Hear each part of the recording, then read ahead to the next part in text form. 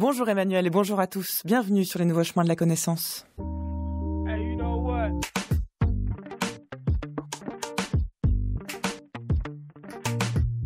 Les nouveaux chemins décapsulent des bières avec leurs dents, tous les jours, en compagnie de Géraldine Mosna-Savoie, Marianne Chassor, Colomba Grossi, Tristan Grenassia et Antoine Ravon. À la réalisation sans alcool cette semaine, Nicolas Berger. À la lecture en prose, Georges Kless. Avec aujourd'hui, à la prise de son détox, Sébastien Royer. «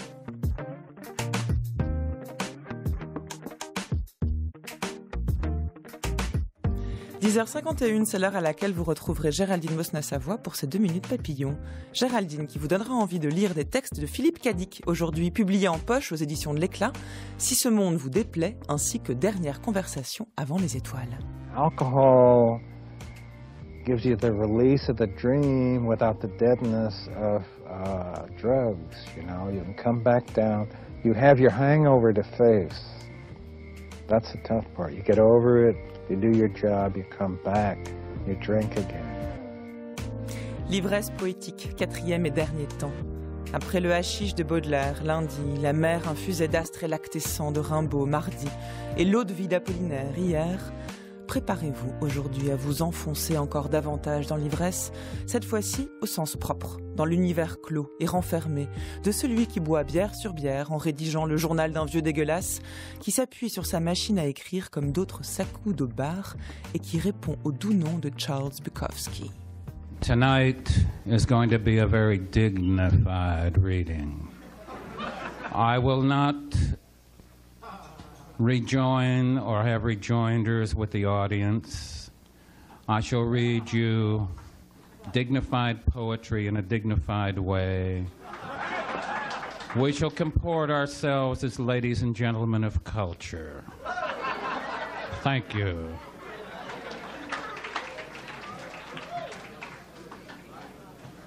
I will soon start to read poetry. Might as well start about now. Jam. A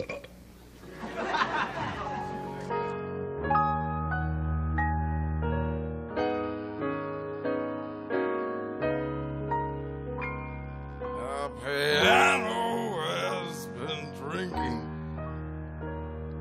My necktie is asleep. And the combo went back to New York. The jukebox says to take a leak. And the carpet needs a haircut. And the spotlight looks like a prison break. 'Cause the telephone's out of cigarettes. And the balcony is on the make. And the piano has been drinking. The piano has been drinking. And the menus are all freezing. And the light man's blind in one eye.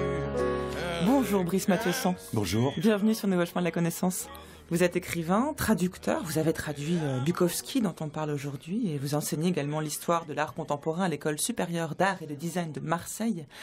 Et c'est avec la voix de Bukowski, c'était en 1980, à Redondo Beach, que nous avons ouvert cette émission suivie de Tom Waits, The Piano Has Been Drinking, qui est particulièrement approprié pour l'émission du jour, à cette différence près, on va peut-être commencer par là, que finalement Tom Waits, peut-être le même rapport à l'alcool que Bukowski, on le verra, mais il est beaucoup plus sentimental. Bukowski, lui, semble ne ressentir absolument aucun sentiment, dans sa poésie en tout cas. Oui, c'est vrai. Ce que je remarque, c'est que j'ai toujours imaginé la voix de Bukowski comme étant celle de Tom Waits, en fait. Ouais. Et ça transforme complètement Bukowski, parce que Bukowski est beaucoup plus froid, détaché, en tout cas dans ses poèmes. Oui, dans ses poèmes, peut-être pas dans ses romans ni dans ses nouvelles, mais dans ses poèmes, c'est une espèce de constat du quotidien au ras de la canette. Et beaucoup de choses qui sont consignées, comme peut-être des listes de courses, que ce soit les femmes, la quantité d'alcool, l'emploi du temps, les rencontres. Et ça se passe aussi, et ce qui est intéressant, je trouve, c'est que ça se passe dans une géographie très limitée. Ça se passe entre la Piole et le bar, et retour. Et quelques allers-retours quand même avec quelques extérieurs, quelques petits voyages, mais qui sont l'occasion de retrouver une autre Piole et d'autres bars. Et j'ai quand même lu un poème, je crois que c'était aujourd'hui, là, où il va à la plage. C'est formidable d'imaginer Bukowski au soleil. C'est un être plutôt de l'ombre, claquemuré, avec une personne ou deux personnes. On l'imagine pas du tout. Il vit à Los Angeles, mais il parle jamais de cinéma. C'est très curieux. Hein. Il n'y a jamais les salles de cinéma. Il a aucun engouement pour regarder le moindre film. Il lit, il écrit, il boit, il rencontre des femmes. Alors est-ce qu'il se vante, est-ce qu'il se vante pas? J'en sais rien. On ne sait pas. Mais on a le sentiment d'un homme qui, contrairement à Tom Waits, n'est jamais ivre. C'est ça, et qui pourtant ne cesse d'écrire sur sa consommation d'alcool et de bière en particulier. C'est-à-dire qu'à l'inverse peut-être des poètes qu'on a évoqués cette semaine, Baudelaire, Rimbaud et Apollinaire, Bukowski, lui, ne fait pas de l'ivresse une sorte de métaphore de la création artistique. Pour lui, l'ivresse, c'est son état habituel. C'est pas du tout exceptionnel que d'être ivre. Du coup, il n'a rien à en dire. L'ivresse, il compte les canettes, il compte les verres de whisky, il compte, parce qu'il boit pas que de la bière quand même, j'ai quand même fait ma petite enquête, il boit aussi du whisky, il boit du Porto. Mais un Porto bas de gamme, un Porto bon marché, parce qu'il n'a jamais d'argent, évidemment. En tout cas, dans les poèmes qu'il écrit. Hein. Et il boit quoi? Il boit du vin. Alors, il boit des choses... Alors, de temps en temps, il se paye quelques petits extras. Il y a un moment, il y a la mescaline qui apparaît. Un autre moment, il y a l'héroïne qui apparaît, mais c'est vraiment des à côté. On a l'impression que c'est la semaine des 4 jeudis qui fait ça. Pour le reste, c'est tout à fait une sorte d'autoroute, de la boisson, sans effet particulier. À la limite, on pourrait presque dire que la transgression, ça serait un état de conscience normal. Pour lui, ça serait une transgression. Il le vit assez mal. Il y a quand même des moments où il vomit. Et quand il vomit, il n'est pas bien. Et donc, la seule manière de se guérir de ce sentiment de ne pas être très bien, c'est de se remettre à boire. C'est comme quand on est en voiture, on n'a plus d'essence, alors on va à la station-service. Il ne faut pas tomber en panne sèche. Lui, il tombe en panne sèche quand il vomit. Et après, il retrouve très vite une station-service et il continue. Sauf qu'évidemment, c'est un voyage sur place. On se demande comment il a pu écrire de la poésie à partir de ça. Écoutons-le tout de suite. Alors cette fois-ci, vous avez parlé de whisky, de Porto. On va commencer tranquillement avec une bière, plusieurs bières. Je ne sais pas combien de bouteilles de bière j'ai consommées en attendant que ça se remette au beau. Je ne sais pas non plus combien de vin et de whisky et de bière, plutôt de la bière d'ailleurs, j'ai consommé après toutes ces ruptures, en guettant la sonnerie du téléphone, le bruit de leurs pas. Mais c'était toujours trop tard que le téléphone sonnait, et c'était toujours aussi trop tard qu'elle revenait. Alors que j'étais sur le point de rendre mon âme, elles arrivaient, fraîches comme des primes verts. Mais grand Dieu, t'avais besoin de te mettre dans ces états, maintenant il va falloir que j'attende 3 jours avant que tu me baises. La femme s'use moins vite. Elle vit 7 ans et demi de plus que l'homme, et elle boit très peu de bière, car elle sait le mal que ça fait à sa ligne. Tandis que nous partons de la tronche, elles sont dehors, dansant et riant avec des cow-boys en chaleur. En résumé, il y a la bière, des sacs et des sacs de bouteilles vides. Et quand tu essaies d'en soulever un, le fond qui est mouillé et qui est en papier ne résiste pas, et les bouteilles passent à travers, elles roulent sur le sol, et ça résonne partout. Et en se renversant, le peu de bière qui restait se mélange à la cendre des cigarettes. Quoi qu'il en soit, à 4 heures du matin, un sac qui crève te procure l'unique sensation de la journée. De la bière. Des fleuves et des mers de bière. De la bière, de la bière, de la bière. La radio passe des chansons d'amour, et comme le téléphone reste muet et que les murs de ta chambre ne bougent pas, qu'y a-t-il d'autre que la bière ? Qu'y a-t-il d'autre que la bière, se demande Bukowski dans ce poème Brice Mathieu-Sang, qu'on trouve dans le recueil L'amour est un chien de l'enfer. Alors voilà comment il parvient à faire de la poésie à partir de son rapport à la bière. On a notamment cette phrase qui retient l'attention. Un sac qui crève te procure l'unique sensation de la journée à 4 heures du matin. On voit très bien ce qu'il veut dire. Et il arrive à extraire la dimension poétique de cette situation. Oui, c'est vrai. Il y a de temps en temps des images comme ça qui jaillissent, qui sont presque inattendues, parce que ça prouve quand même ça prouve qu'il n'est pas ivre. Ça prouve qu'il est tout à fait lucide et qu'il a un regard distant par rapport à ce qu'il vit et qu'il n'est pas du tout engoncé dans une sorte d'état second. Il n'y a jamais d'état second, c'est toujours un état premier. Hein. C'est toujours son état premier et ça lui permet de regarder des choses, de voir tout d'un coup alors quelque chose qui ressemble, on n'a pas envie de dire une illumination, c'est juste le sac qui craque. Mais c'est quelque chose qui fait que ça devient de pire en pire, quoi. C'est-à-dire que c'est une aggravation par rapport à la situation ordinaire. Et la situation ordinaire est déjà suffisamment catastrophique, mais catastrophiquement banale. On n'est pas du tout dans un pathos. C'est tout sauf pathétique. Et d'ailleurs, je me demande s'il faut le lire avec autant de lyrisme.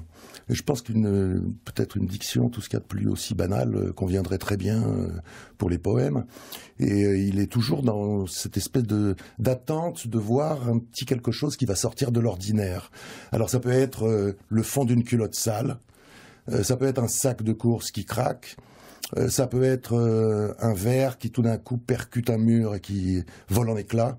Il y a des moments comme ça dans les poèmes où il y a une espèce de violence ou de tension qui arrive, mais c'est tout de suite désamorcé et on retombe très vite dans une espèce de quotidien morne, plat, anti-romantique, anti-baudelairien, qui n'a rien à voir avec les illuminations de Rimbaud non plus, et où l'alcool est une sorte d'essence. Pour aller du matin jusqu'au soir, comme si le matin était un point de départ et le soir un point d'arrivée, il faut de l'essence. Et l'essence, c'est la bière, l'alcool, c'est tout. Vous parlez de métaphore, et pourtant, c'est d'ailleurs une des caractéristiques de l'écriture poétique de Bukowski. Il emploie très peu d'images. Oui. Il est toujours dans une description de ce qui est, sans jugement de valeur. Vous parlez de quotidien banal, effectivement, mais à la limite, c'est nous qui le vivons ainsi. Il ne dit pas que c'est forcément banal. Il décrit ce qu'il y a devant lui, en l'occurrence des canettes de bière, des fleuves et des mers de bière, des gens qui passent, parfois, très peu. Il est très seul, dans des espaces confinés et clos. Mais il y a une forme de neutralité de son écriture poétique, comme s'il écrivait à la va-vite sur un carnet sur son genou. Je me demande d'ailleurs si c'est pas le cas parfois. On se demande, parce que parfois, il faut beaucoup travailler pour obtenir cet effet-là. Oui, c'est ça, voilà.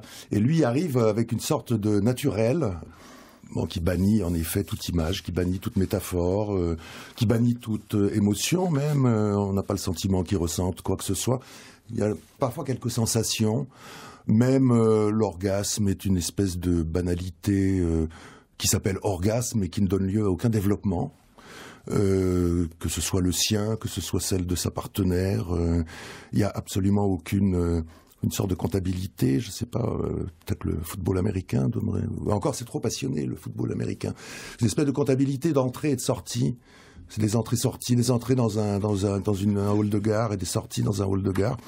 C'est une machine, il y a un côté machinique. Hein, mais il le dit lui-même dans le poème qui s'intitule « Fêtez ça », il dit « Je préfère les moments de calme aux cadeaux éphémères du bonheur ». Oui. Tout est dit, c'est-à-dire que le bonheur ne l'intéresse pas une seconde et le calme, il se contente très bien du calme. Mais alors il a quand même un tiraillement, et ça il en parle, c'est que le calme, trop de calme nuit, trop de calme devient insupportable, et il est obligé, et c'est souvent le sujet de ses poèmes, il est obligé de sortir de sa solitude, de sortir de son retrait, et de retourner dans les bars.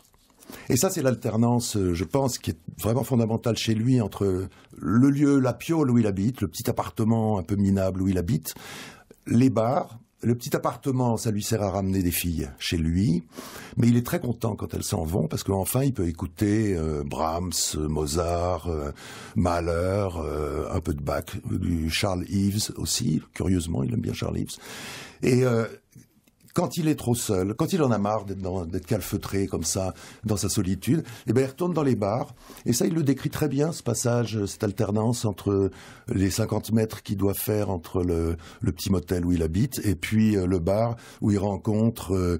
il dit à un moment, je suis comme un aimant qui attire tous les anormaux, tous les paumés, tous les ratés, tous les gens bizarres, tous les gens qui sont pas dans la norme, qui sont plutôt dans la dèche. D'où le côté, alors nous, Français, on le voit un petit peu sous un angle romantique.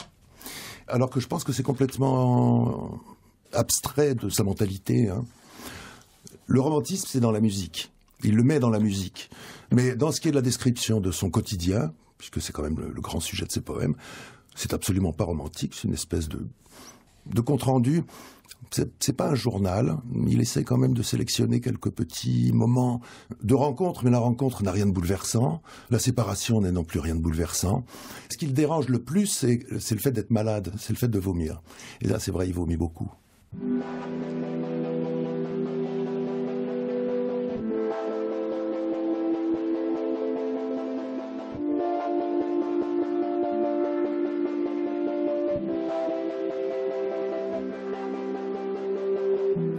William Burroughs, Jean Genet et Allen Ginsberg, ces écrivains sont finis. Ils ont sombré dans la mollesse, la répétition, la nullité. Ce sont désormais des femmelettes, pas des pédérastes, non, des femmelettes. Et si j'étais flic, je prendrais mon pied à écrabouiller leur cervelle faisandée.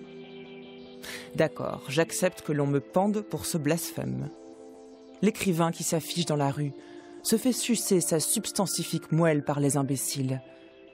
Il n'y a qu'une chose qui convienne à l'écrivain, la solitude, devant sa machine à écrire. Un écrivain qui descend dans la rue est un écrivain qui ne sait rien de la rue. J'ai fréquenté assez d'usines, de bordels, de prisons, de parcs et d'orateurs publics pour remplir la vie de 100 hommes. Descendre dans la rue quand on a un nom, c'est choisir la facilité. Ils ont tué Dylan Thomas et Brendan Behan avec leur amour, leur whisky, leur idolâtrie et leur vagin, et ils ont presque massacré 50 autres. Quand vous lâchez votre machine à écrire, vous lâchez votre fusil automatique et les rats rappliquent aussitôt. Lorsque Camus a commencé à discourir devant les académies, son style s'en est allé. À ses débuts, il ne distribuait pas la bonne parole, il écrivait. Ce n'est donc pas une voiture qui est responsable de sa mort.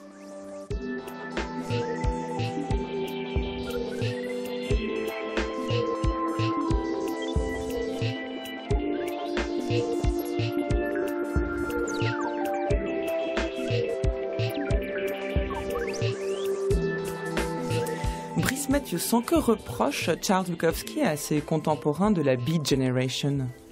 Ce qu'il leur reproche, et comme il le reproche à Jean Genet, c'est, je pense, la célébrité. C'est-à-dire que... donc le texte, ce serait de la jalousie. C'est pas tout à fait impossible.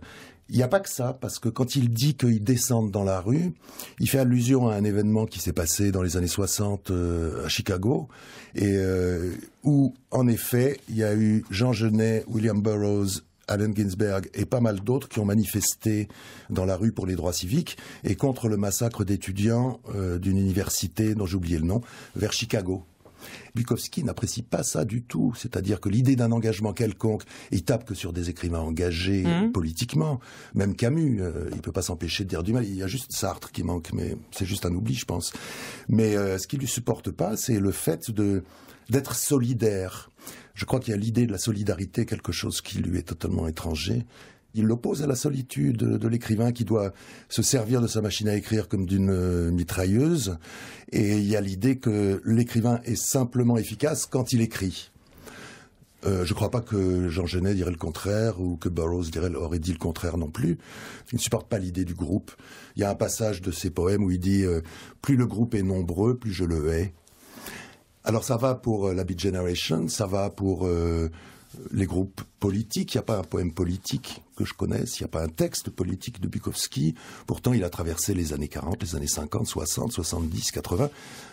Et il termine sa vie en faisant quand même des poèmes sur sa BMW, que grâce à la richesse récente, il a réussi à s'acheter. Mais est-ce que des aspects de sa distance très forte qu'il installe entre lui et la Beat Generation ne vient pas aussi d'un parti pris, disons, esthétique, même si lui ne va pas jamais le formuler de cette façon-là? Il y a des textes de Burroughs qui décrivent très bien la façon qu'il a qui prend en compte l'effet que les drogues ont sur lui pour inspirer son écriture, la façon qu'a un objet de se cristalliser au sein de sa rétine et que du coup l'écriture poétique vient de là. Bukowski s'insurge contre ça, lui ça l'intéresse pas du tout d'essayer de thématiser ou de théoriser son rapport à la création.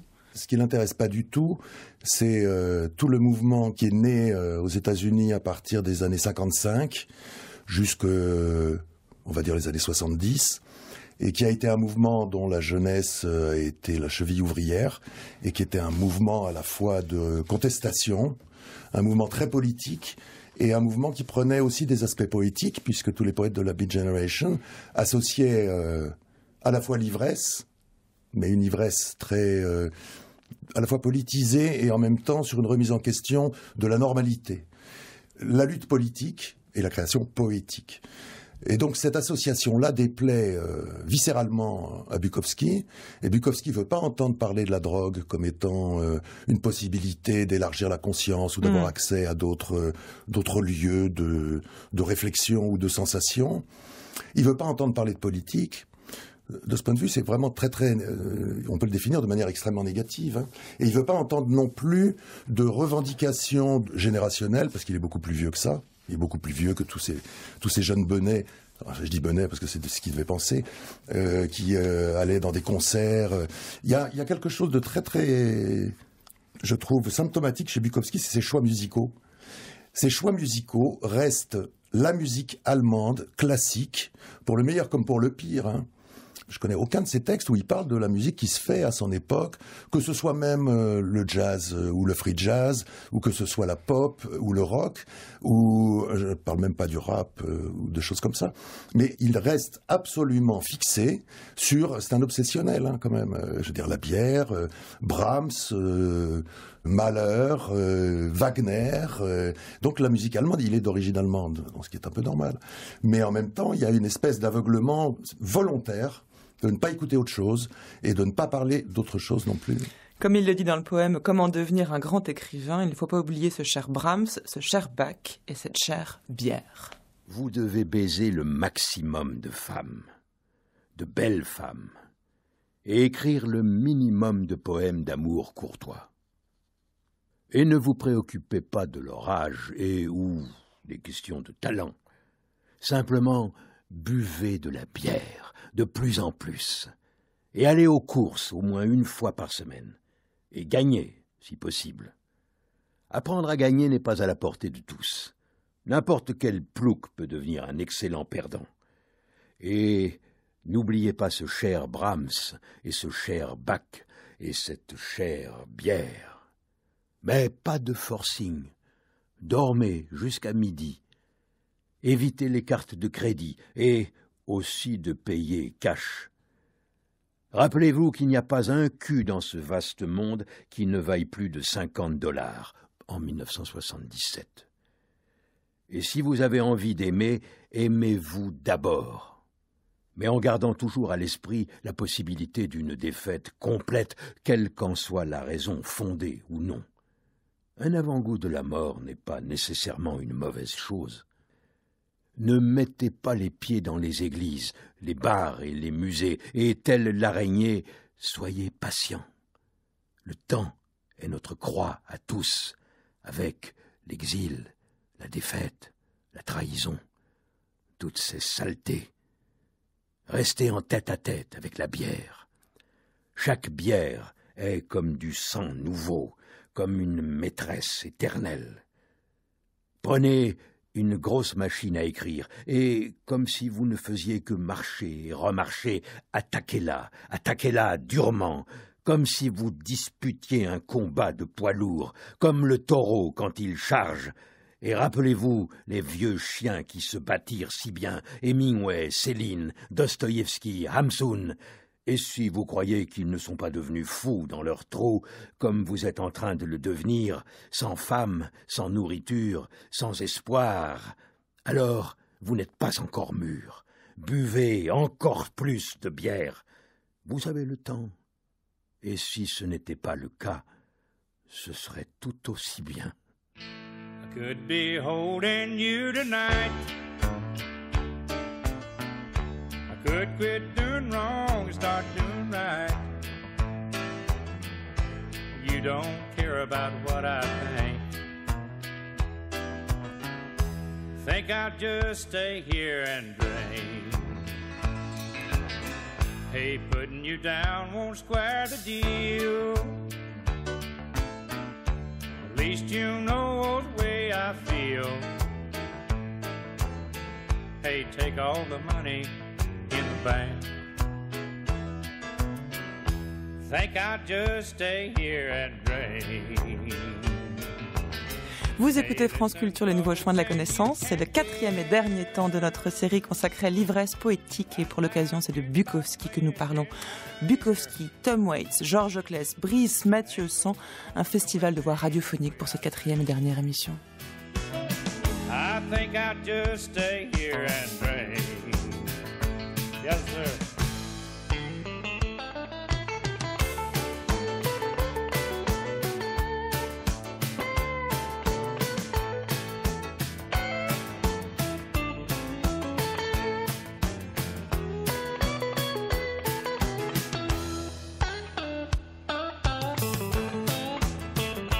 Piano. Yes, sir.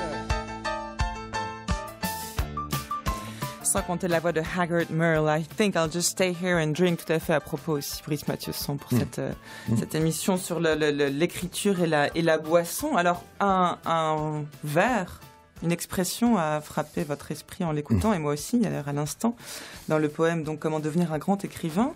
Cette phrase-là, et si vous avez envie d'aimer, aimez-vous d'abord, mais en gardant toujours à l'esprit la possibilité d'une défaite complète, quelle qu'en soit la raison.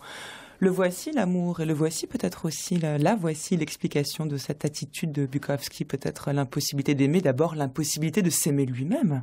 Brice Mathieu-San. Il y a à la fois une solitude énorme et un désir, et là, on pourrait presque dire que c'est un écrivain pudique, c'est un écrivain timide, c'est un écrivain hypersensible, peut-être, mais qui en même temps le cache tant qu'il peut, quoi. Aimez-vous d'abord, ça veut dire je n'arrive pas à m'aimer, je suis tellement laid. Il insiste énormément sur sa laideur. Il était très malade aussi, je crois, non? Il avait une maladie de la peau qui le défigurait. Oui, il parle de maladie de peau souvent. Oui, il va voir des médecins pour sa maladie de peau. Mais ça, c'est dans des nouvelles. Donc on ne sait pas très bien si c'est fictif ou pas.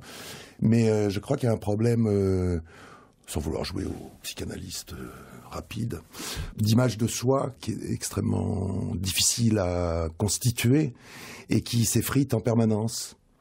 Et peut-être l'écriture a comme fonction de garder des traces, de constituer peut-être un corps ou de constituer quelque chose qui soit non pas aimable, mais qui soit estimable et qui existe pour de bon. Et de ce point de vue-là, il y a quelque chose de l'ordre d'une ambition d'écrivain qu'on ne peut pas mépriser aussi facilement. Hein. C'est-à-dire que l'écriture comme volonté de se constituer à la fois une image, un corps, ça rejoint presque ce que disait Burroughs à propos de l'écriture, dans son rapport au corps, en dehors de la drogue.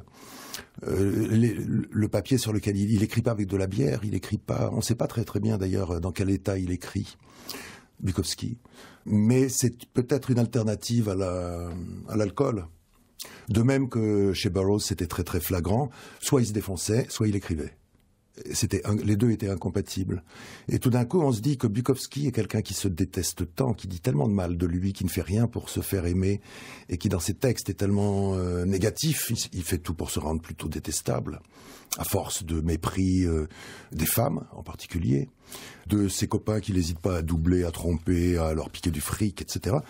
Et il constitue une image de lui-même qui est une image parfaitement détestable, mais il le fait avec ruse.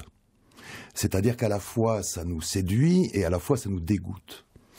Et en même temps, c'est peut-être la seule manière qu'il a de se constituer un corps, de se constituer une identité. Parce que sur l'identité de Bukowski, on ne sait pas grand-chose. On n'a pas le sentiment qu'il ait fait grand-chose de sa vie. Il n'a pas fait de grands voyages. Il n'a pas fait de périples ou de voyages extraordinairement formateurs. La seule chose qu'on sache de lui, c'est qu'il est passé de l'Allemagne où il est né aux États-Unis, à Los Angeles. Le reste du temps, il fait de temps en temps des tournées de lecture, mais c'est plutôt dans le comique dérisoire, où il se moque des professeurs, il se moque des étudiants, et il ziote les petites étudiantes. Et en dehors de ça, rien. C'est plutôt le rien.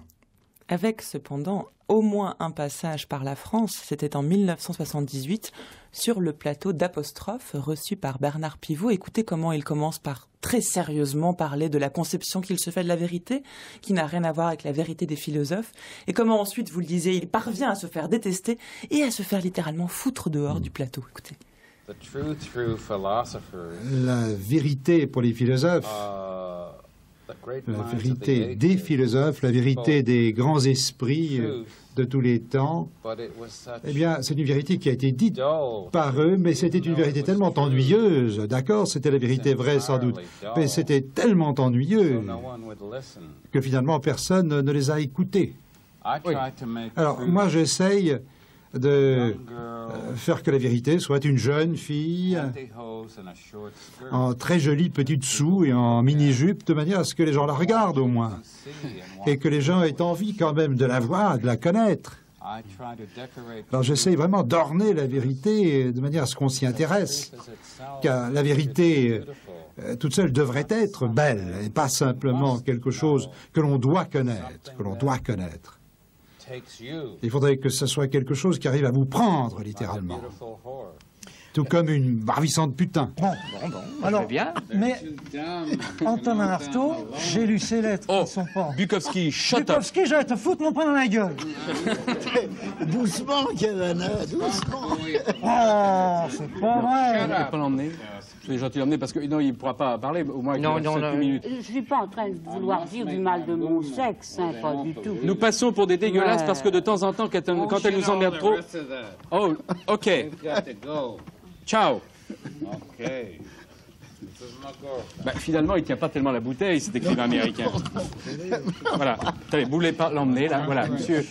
Au revoir. À peine 3 litres. Hein. Ah oui, Finalement, il ne tient pas tellement la bouteille, c'est vrai, hein, Brice Mathieuson, avec cette remarque de Cavana qui était présent sur le plateau, hein, génial. Voilà, il veut lui foutre son poing dans la gueule parce qu'il ne supporte pas de l'entendre déblatérer ses âneries, ses conneries même, pour le dire. Alors, vous y croyez, vous, à cette histoire de vérité qui est tellement terrible qu'il faut la maquiller pour pouvoir l'accepter? C'est pas le problème de la vérité. D'abord, quand il parle de la vérité, il parle de Vénus sortant des ondes, sortant de la mer.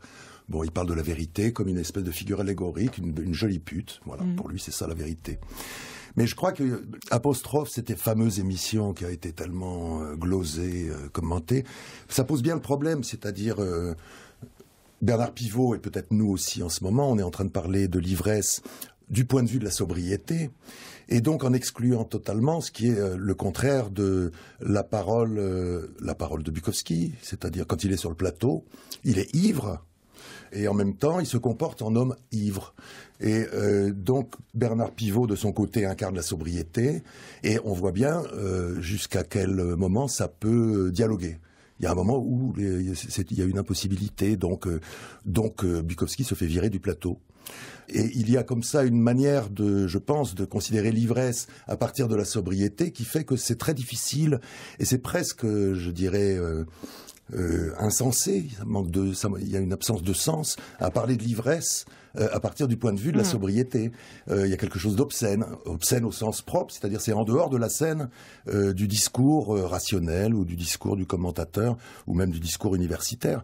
Je me demande s'il n'y a même pas aujourd'hui des universités qui font des doctorats sur Bukowski, des étudiants qui font des doctorats sur Bukowski, ce qui le ferait beaucoup rire, évidemment. Mais c'est toujours pareil, hein, quand on est du côté de celui qui écrit, la théorie paraît nauséeuse et complètement indépendante de la création. Et pourtant, malgré ça, l'acte même de création est ressaisissable à l'infini par des pensées, des lectures, aussi diverses soient-elles. Oui, mais je pense qu'avec l'ivresse, les choses sont encore plus exacerbées. C'est-à-dire que c'est comme si on parlait de l'expérience de la natation sans savoir nager, quoi. Alors, qu'en est-il, par exemple, du rapport entre le Bukowski écrivant, le narrateur Bukowski parlant de l'alcool, et pour prendre un exemple, pour fonctionner par distinction, le consul dans Au-dessous du volcan de Malcolm Lowry, qui ne cesse de boire et qui semble à la fois plus lucide lorsqu'il boit, et en même temps, il voit sa vie lui échapper à mesure qu'il boit et boit davantage de mescal. Bon, l'exemple de Lowry, il est... excellent pour faire une espèce de contrepoint à Bukowski, parce que l'alcool est un moteur de poésie chez Lowry. Et c'est un moteur à la fois de poésie, mais de délire, et de délire littéraire. Et en même temps, c'est un délire qui est très très bien organisé par Malcolm Lowry à travers une grille invisible, qui nous emmène dans son passé, dans ses rapports avec Yvonne, et qui nous fait découvrir petit à petit tous les rapports qu'il a pu avoir avec Yvonne et avec l'autre protagoniste du roman.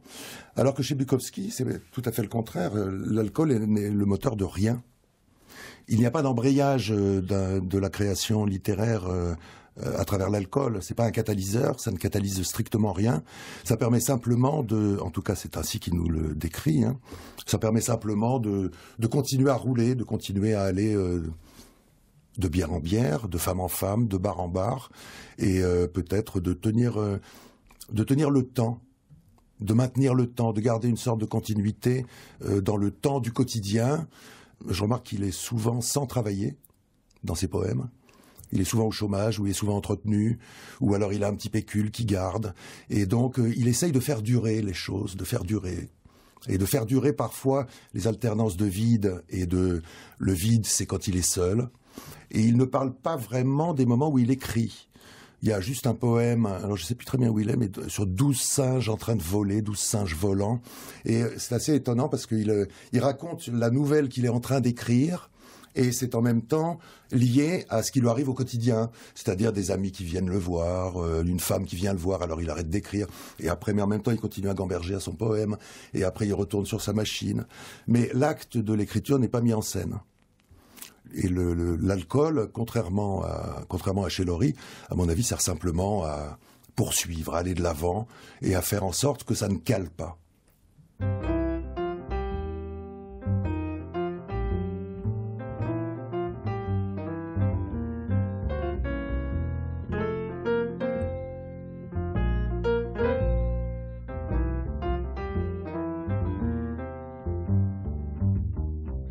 Comme tous les ivrognes, le consul constate un flottement continuel dans la balise du temps et de l'espace. Sa vie s'accomplit dans un temps et un espace incertains. Toutefois, on aurait tort de penser que le consul a simplement perdu le sens de l'orientation. Ce serait là le cas d'un ivrogne ordinaire, sujet à des cuites pendant lesquelles seulement vacillent les cadres de son existence pour se remettre en place sitôt la crise passée. Mais le consul de Malcolm Lowry n'est pas un ivrogne ordinaire. C'est un ivrogne extraordinaire, un voyant qui se s'est plongé dans un état d'ébriété exceptionnel. Il n'a rien d'un homme qui perd de temps à autre son chemin pour le retrouver par la suite, puis le reprendre à nouveau. D'abord parce que son ivresse est permanente, et qu'ainsi l'état de voyance qui en résulte ne se trouve sujet à aucune éclipse. Aucun intervalle de lucidité ne vient troubler son hébétude. Ensuite, parce qu'il n'y a plus pour lui depuis longtemps de chemins à perdre, ni de chemins à retrouver. Parce qu'il n'y a jamais eu de véritable chemin. Nous appellerons insignifiance du réel cette propriété inhérente à toute réalité d'être toujours indistinctement fortuite et déterminée, d'être toujours à la fois anyhow et somehow, d'une certaine façon et de toute façon. Ce qui fait verser la réalité non dans le non-sens est justement la nécessité où elle est d'être toujours signifiante. Aucune route qui n'ait un sens, le sien, aucun assemblage qui n'ait une structure, la sienne, aucune chose au monde qui, même si elle ne délivre aucun message lisible, ne soit du moins précisément déterminée et déterminable.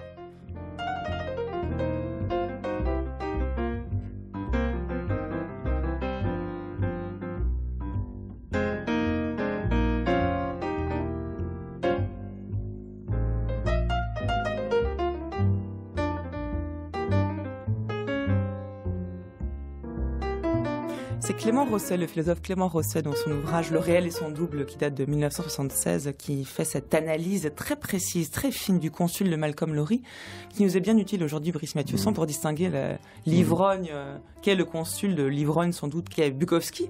Rosset se sert du consul pour déterminer ce temps et cet espace incertain. Pour Rosset, il faut le dire, l'ivrogne est celui qui finalement a tout compris parce qu'il voit double et qui lui permet donc de saisir la réalité telle qu'elle est, alors que celui qui est sobre pense détenir la vérité des choses et en réalité ne fait que passer à côté. Sur cette lucidité de l'ivrogne, qui est en fait une lucidité, disons, toujours et déjà ivre, à partir de là, Rosset propose cette distinction entre le anyhow et le somehow, d'une certaine façon, de toute façon, comme si le chemin que suit l'ivrogne était à la fois complètement déterminé et en même temps semblait lui venir de nulle part, puisqu'il est ivre, il n'a plus de rapport de causalité dans son esprit. Qu'est-ce que le traducteur que vous êtes pense de cette distinction-là? Je pense qu'il n'y a aucun problème de traduction. Anyhow et somehow, c'est exactement ça. Ouais. Mais je pense que le terme qui fait sens pour le consul, le voyant, est un bon contraire de ce qui se passe chez Bukowski, où il y a une qualité chez Bukowski aussi. Il n'y a pas une idée. Il n'y a jamais d'idée. Il n'y a non seulement pas de voyance, c'est-à-dire qu'il n'est pas dans une ouverture à des mondes ou au souvenir ou à la mémoire. Il est dans une espèce, il est calé et installé durablement dans une espèce de quotidien sans arrière-monde. Il n'y a aucun arrière-monde. Et il n'y a aucune idée jamais qui se manifeste chez Bukowski. Ça, je pense que c'est quelque chose qui a idée. Qu'est-ce que ça veut dire? Il n'y a pas d'idée. Aucune idée. Je pense à la citation d'un autre poète américain qui est un peu de la même génération, non plus jeune que Bukowski, William Carlos Williams, qui disait « pas d'idées en poésie, sinon dans les choses ». Donc les idées du poète doivent émaner directement des choses. Chez Bukowski, c'est encore plus radical. Hein. C'est comme s'il maniait une espèce de lame de rasoir absolument radicale qui coupait toute possibilité de quelque chose qui pourrait s'élever au-dessus pour donner un quelconque sens. Pas de transcendance, je dirais. Aucune transcendance et aucun sens même. Aucun sens. Les poésies sont totalement dépourvues, au sens le plus strict du terme, de sens. On parle de la bière, alors on se moque de la bière, ça nous fait sourire, on trouve ça drôle. En même temps, il y a une position d'immanence qui est absolument radicale là-dedans et qui est tenue du début jusqu'à la fin. Absolument aucune échappatoire. Aucune porte de sortie. La porte de sortie de la piole, c'est le bar, et la porte de sortie du bar, c'est la piole. Et tout ça est au même niveau. Il y a une espèce d'horizontalité absolue, sans aucune verticalité. Aucune mystique de l'amour ni du sexe. Absolument rien de ce côté-là. Aucune mystique de l'action politique, aucune mystique même de l'alcool. Même de l'alcool. L'alcool est une espèce de produit, tout ce qu'il y a de plus banal, c'est l'équivalent de l'oxygène qui respire. Sans oxygène, on ne peut pas vivre. Sans alcool, il ne peut pas vivre, c'est tout. Il n'y a pas non plus l'idée de la cuite, qui est une idée assez française. C'est assez étonnant. D'ailleurs, chez Bukowski, parfois, il a la gueule de bois, mais il n'a jamais eu la cuite. Alors, il parle de sa gueule de bois. Mais il y a comme une ellipse dans les poèmes. Il n'y a jamais de cuite. Il n'y a jamais de montée, ni dans la sexualité, ni dans l'alcool. Il n'y a jamais de montée qui aboutisse à soit la cuite, le coma éthylique, qui est une sorte d'apogée. Non, c'est une espèce de plateau permanent. C'est un plateau. Oui, c'est ça, mais ce qu'il fait parfois atteindre des sommets, justement, il n'y a pas de transcendance, mais oui. il est réduit à un tel minimalisme, puisque comme vous dites, il n'y a pas de sens, il n'y a pas de transcendance, il n'y a pas de beauté, il n'y a pas de montée, il n'y a pas de sentiment, qu'il en arrive parfois à proposer des textes, on dirait quasiment des haïkus imbibés de houblon, quoi. C'est très, très court, là, dans le ragoût du septuagénaire, il y en a un qui s'appelle Rapidement et lentement. Je le lis, il est très court. Certes, le cercle se referme, j'envoie des signaux, pas de réponse. Ce n'est pas surprenant, mais que je continue l'est. Surtout quand on sait que la fin est ici et là. C'est quasiment du Beckett. Oui, c'est très mystérieux. C'est mystérieux. Vous voyez, il n'y a pas de mystique, mais il y a une forme de mystère tellement les choses sont évidentes. Tout est là, il ne fait que décrire ce qui est là. Et c'est là où ça devient bizarre. Moi, je repense à cette histoire de canette de bière qu'il met dans un sac en papier. Et le seul événement, la seule sensation de la journée, et qui est une sortie par le bas. C'est pas une sortie par le haut, c'est une sortie par le bas. C'est le sac qui craque, parce qu'il est lui-même imbibé de bière, et finalement, on a affaire à un mélange de mégots de cigarettes et de canettes de bière qui tombent par terre. Donc la sortie, c'est par le bas, il n'y a jamais de sortie par le haut. Et je pense que dans cette espèce de plateau permanent, il y a de temps en temps quelques failles, quelques gouffres, ou quelques chutes. On prend dernier verre. Oui. Toujours à cette heure tardive, je descends boire le dernier verre. Et je le contemple avec une tendresse particulière. D'habitude, j'ai eu de la chance à ma machine, et je réserve le dernier verre pour boire aux dieux qui m'ont donné cette chance.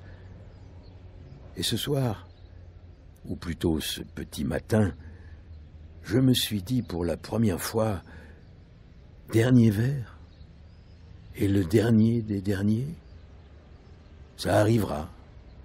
L'heure du dernier verre sonnera pour tout le monde. Bizarre d'imaginer ce corps étendu là qui ne veut pas boire. Vous aurez beau me le verser dans la bouche, nada.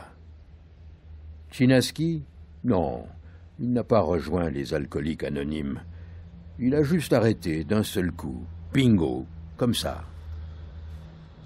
Ah ouais? Comment il peut écrire? Il a toujours écrit bourré.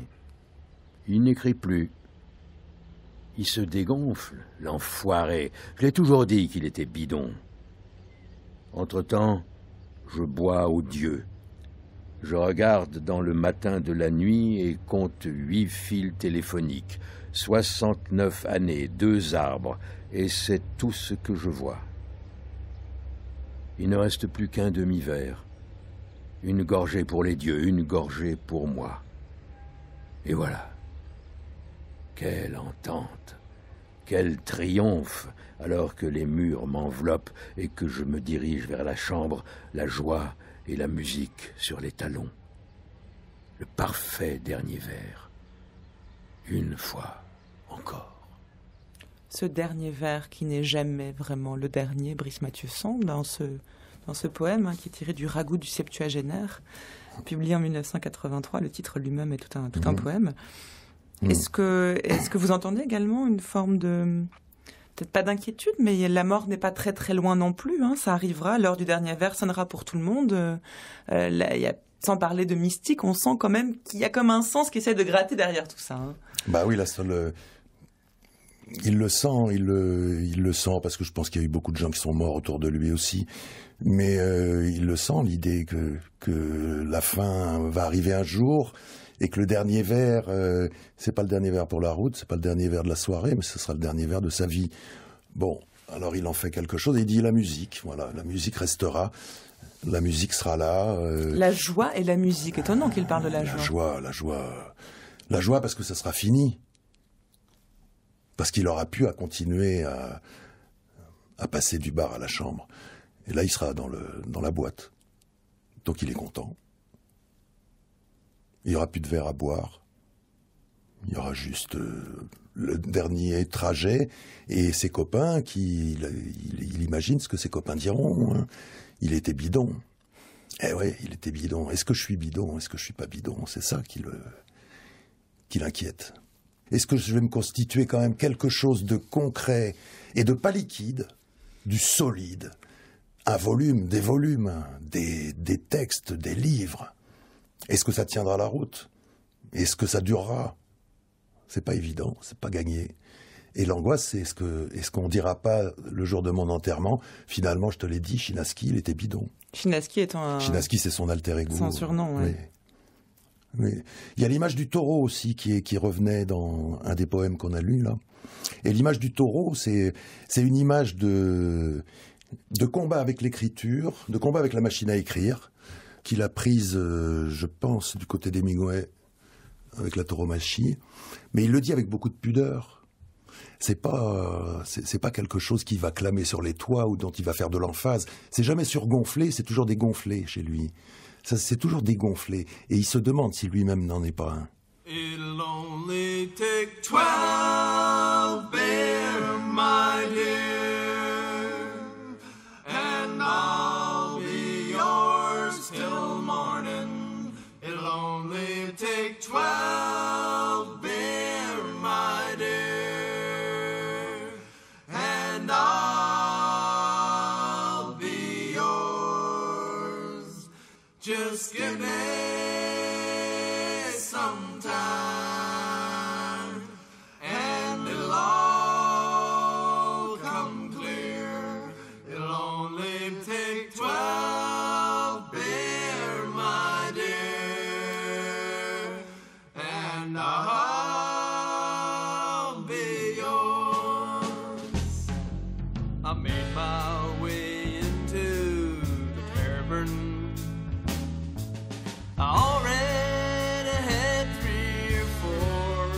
Un grand merci Brice Mathieuson d'être venu me parler de Bukowski aujourd'hui. Merci à vous. Comme vous le dites si bien, il aurait détesté cette musique. Ça s'appelle Shuffle Demons, 12 Beer, My Dear. A couple more.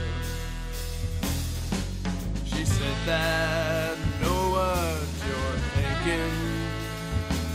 Said how'd you know I was Mais nous, on aime plutôt. Alors, de Charles Bukowski, chers auditeurs, vous pouvez lire le journal Souvenirs et poèmes au pluriel qu'on trouve chez Grasset. Et puis vous, Brice Mathieuson, vous avez traduit plusieurs œuvres de Bukowski. Women, paru au livre de poche en 2014, avec les damnés textes et poèmes choisis, au livre de poche en 2009, et puis aussi Au sud de nulle part, c'est votre préféré, me dites-vous, qu'on trouve chez Grasset, aussi au livre de poche, je crois.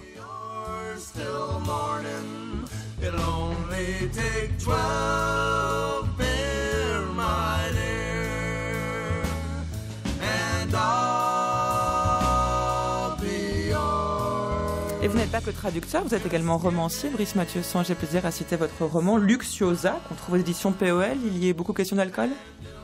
Pas beaucoup, non, mais de navigation. It'll only take 12 bear my dear, and I'll be yours.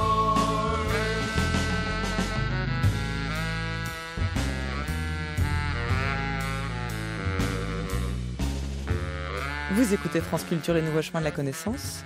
Encore 2 minutes papillon, il est l'heure de retrouver comme tous les jours Géraldine Mosna-Savoie qui vient vous parler d'un livre qui vient de paraître. Bonjour Géraldine. Bonjour Adèle, bonjour à tous. Même génération, même pays, même langue, et pourtant il n'a a priori rien de commun avec Bukowski.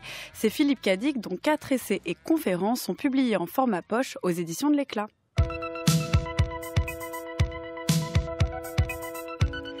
Je donnerai toute l'ampleur de ma dévotion dans cette guerre que nous menons pour maintenir et rehausser ce qu'il y a d'humain en nous, ce qui forme notre propre noyau et la source de notre destin.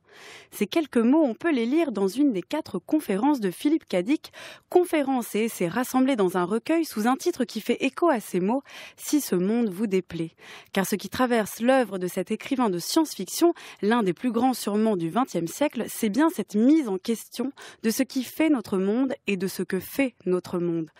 Des choses terribles et glacées peuplent l'univers tout entier, annonce ainsi Philippe Cadic en début de son 2e essai sur les hommes, les androïdes et les machines. Ces choses ne sont pas seulement terribles et glacées parce qu'elles ont la peau métallisée des machines, mais parce qu'elles nous glacent, en se faisant passer pour des humains qu'elles ne sont pas. Il y a véritablement une guerre, donc, que l'humain doit mener contre ces choses. L'œuvre de Philippe Cadic a cela d'original, elle ne fait pas que pointer les dysfonctionnements, les aberrations de notre monde, elle les repère pour les mettre en question. Ces textes nous montrent ainsi un Philippe Cadic philosophe, ou plutôt un Philippe Cadic qui nous révèle toutes les questions à l'œuvre dans ses fictions, un philosophe romanceur. Qu'est-ce que la réalité? Doit-on concevoir le futur comme un accroissement du présent? Qu'est-ce qui constitue l'humain? Avec toutes ces questions qu'il formule ici clairement, de manière théorique, disons, Philippe Cadic construit bien un autre monde, mais pas ex nihilo. Il en découvre une réalité parallèle. Et c'est bien le sens de ce titre. Si ce monde vous déplaît, eh bien oui, s'il vous déplaît ce monde, faites-en advenir un différent. Je rappelle le titre de cet ouvrage, c'est donc « Si ce monde vous déplaît » et autres essais, paru aux éditions de l'Éclat. Et j'en profite pour annoncer le dernier entretien de Philippe Cadic, ça s'appelle « Dernière conversation avant les étoiles » et c'est aussi paru aux éditions de l'Éclat. Merci beaucoup Géraldine, les nouveaux chemins touchent à leur fin, mais pas d'inquiétude, on se retrouve demain pour les chemins du vendredi. J'aurai le grand plaisir demain de recevoir Isabelle Thomas-Fogiel à propos de la parution de son ouvrage « Le lieu de l'universel », tout récemment paru au Seuil. D'ici là, si vous souhaitez réécouter cette émission, rendez-vous sur le site de France Culture à la page des Nouveaux Chemins. Vous y trouverez les indications bibliographiques, musicales concernant l'émission du jour et puis surtout vous pourrez la télécharger afin de pouvoir réécouter cette émission en l'installant sur votre lecteur MP3, votre ordinateur et l'écouter vraiment où vous voulez et quand vous voulez, en conduisant, en cuisinant, en vous endormant et en buvant. Rendez-vous également sur les pages Facebook et Twitter des Nouveaux Chemins où l'équipe met en ligne quotidiennement l'émission du jour et où nous vous attendons vos commentaires et remarques. Mais pour l'heure, vous écoutez France Culture, il est 10h54. C'est l'heure de retrouver Christophe Onodibio pour le temps des libraires, suivi à 11h de Culture Monde, présenté cette semaine par Xavier Martinet.